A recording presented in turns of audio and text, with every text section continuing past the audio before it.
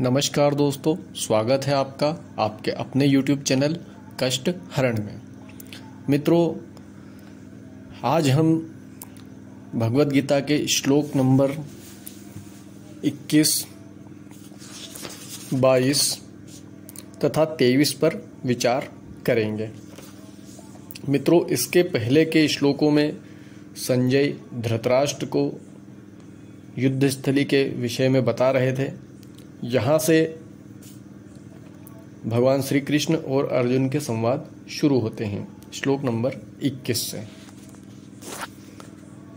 अर्जुन उवाच सेनयोरुभयोर्मध्ये रथं स्थापयमे अच्युत यावदेतान्निरीक्ष्यहं योद्धधुकामानवस्थितान् केर्मया सह योद्धव्यमस्निमरण सुमुधे में।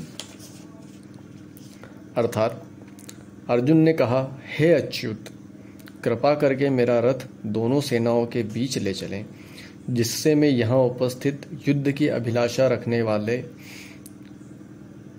को और शस्त्रों की इस महान परीक्षा में जिनसे मुझे संघर्ष करना है उन्हें देख सकूं। तात्पर्य, यद्यपि परब्रह्म परमेश्वर भगवान श्री कृष्ण साक्षात श्री भगवान हैं, किंतु वे अपनी अहेतु की कृपावश अपने मित्र की सेवा में लगे हुए हैं।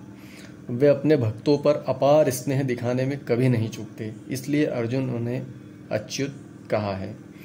सारथी रूप में उन्हें अर्जुन की आज्ञा का पालन करना था और उन्होंने इसमें कोई संकोच नहीं किया, अतः उन्हें अच्युत कहकर संबोधित किया गया है।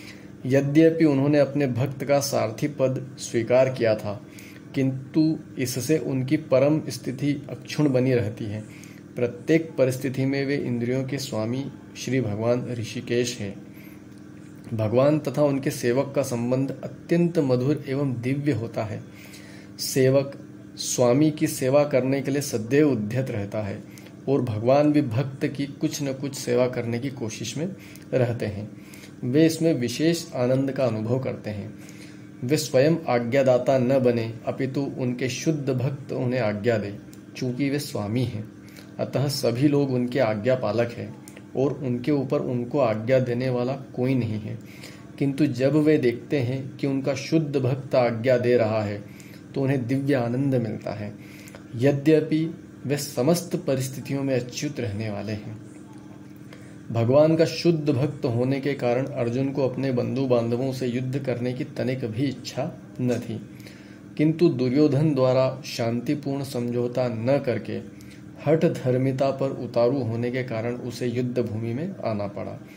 अतः वह यह जानने के लिए अत्यंत उत्सुक था कि युद्ध भूमि में कौन कौन से अग्रणी व्यक्ति उपस्थित है।